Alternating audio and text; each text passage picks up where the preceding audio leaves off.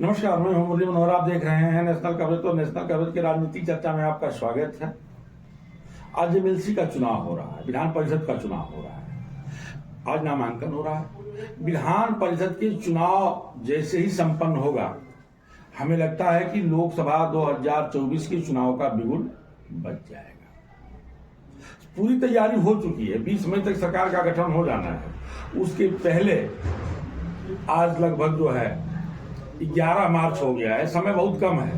कम से कम 5 चरणों में चुनाव होना है। ऐसे में समय को ध्यान में रखते हुए एमएलसी चुनाव के तुरंत बाद लोकसभा के चुनाव की घोषणा निश्चित है। कभी भी हो सकता है, आज हो जाए, कल हो जाए, परसों हो जाए, लेकिन अब चुनाव की घोषणा होना ही होना है। ऐसे में सभी राजनैतिक दल चुनाव की तैयारियां जोरों पर कर दी हैं। प्रधानमंत्री नरेंद्र मोदी जी का पहला चुनावी दौरा पूर्वांचल के आजमगढ़ से हुआ। यह भी माना जाता है कि आजमगढ़ समाजवादियों का गढ़ है। समाजवादियों का गढ़ इसलिए भी है कि आजमगढ़ से मुलायम सिंह यादव और अखिलेश यादव भी चुनाव लड़ करके जीत चुके हैं।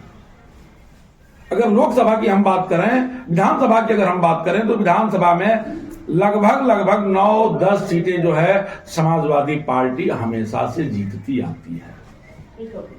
वो अलग विषय है कि उपचुनाव में दिनेश लाल यादव निरहुआ बीजेपी के टिकट से चुनाव लड़ा और पहली बार खाता वहां खोल दिया, वो सांसद हो गया।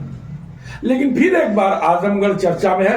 चर्चा में इसलिए है कि माननीय नरेंद्र मोदी जी जो है 10 मार्च 2024 को आजमगढ़ में आए थे और सुहेल देव विश्वविद्यालय का शिलान्यास किया।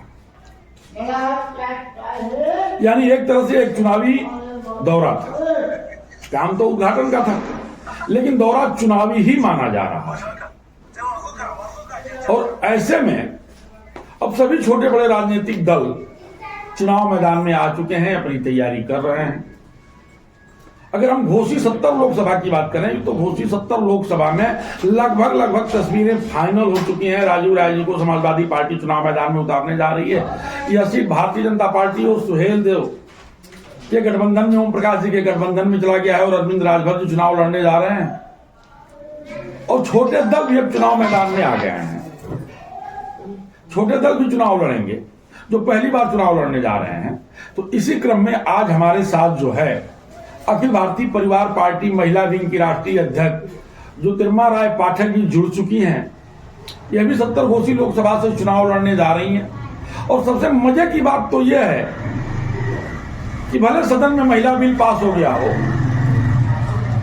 महिलाओं के हक दिलाने की बात हो रही हो, लेकिन अब तक किसी भी दल ने यह साहस नहीं जुटाया कि किसी महिला को चुनाव मैदान में उतारा जाए। विशेष करके घोसी में पहली बार जो है अखिल भारतीय परिवार पार्टी किसी महिला को चुनाव मैदान में उतारा है, जो ज्योतिर्मय राय पाठक के रूप में, और अब हमारे साथ जुड़ चुकी हैं। आइए हम आपसे बातचीत करते हैं कि आपका चुनावी शंखनाद क्या है, आपकी पूरी योजना क्या है, आपका चुनावी घोषणा पत्र क्या है, आप चुनाव कैसे लड़ेंगी।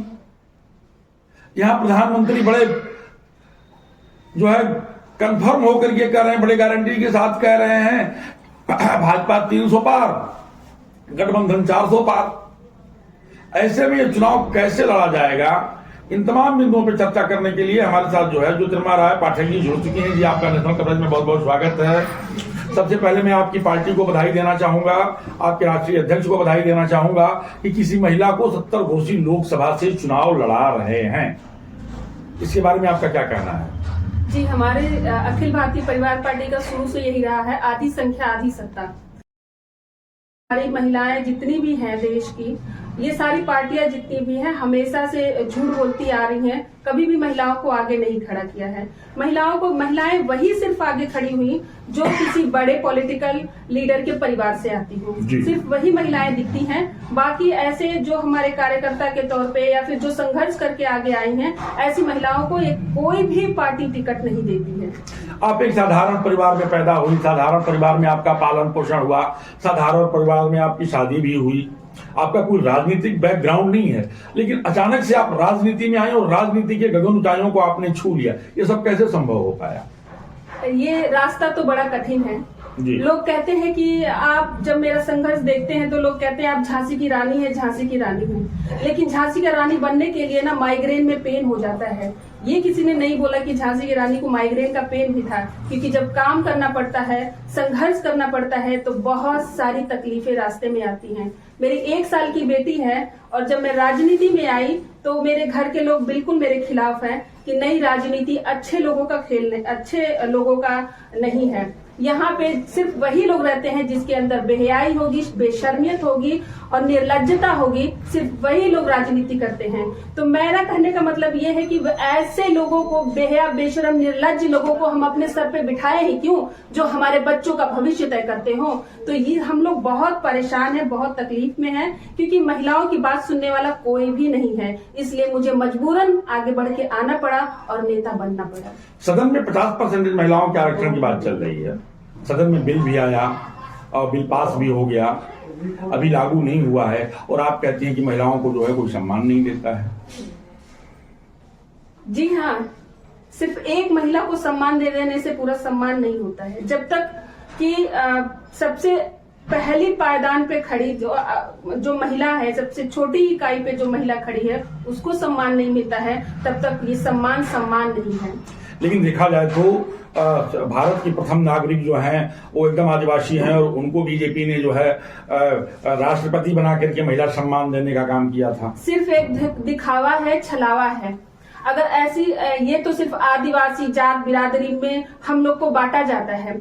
अगर ऐसी बात है तो यहाँ पे राजभर अगर हमारे मंत्री हैं तो जितने भी राजभर हमारी इस समय आज की डेट में जाके आप देखिए कि कलेक्ट्रेट में जितनी भी हमारे जिले की महिलाएं हैं आज धरने पे बैठी हुई हैं, तो कम से कम वो महिलाएं धरने पे ना बैठो जो राजभर हैं, कम से कम वो महिलाएं धरने पे ना बैठे जो चौहान है। उनको तो घमंड होना चाहिए ना कि मेरी बातें तो सुन ली गई, मेरे तो मंत्री है, मेरे बिरादरी का मंत्री है, तो फिर क्यों नहीं उनकी बातें सुनी जा रही है? कम से कम वो महिलाएं कम हो जाए।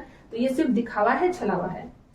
पाठक जी, बहुत कठिन है पनघट की डगर, घोसी लोकसभा का चुनाव लड़ना बहुत कठिन है। ऐसे में आप कैसे चुनाव को फेस कर पाएंगी? जैसा कि आपने कहा कि पनघट की डगर बड़ी कठिन है, तो पुरुषों के लिए वाकई में कठिन है।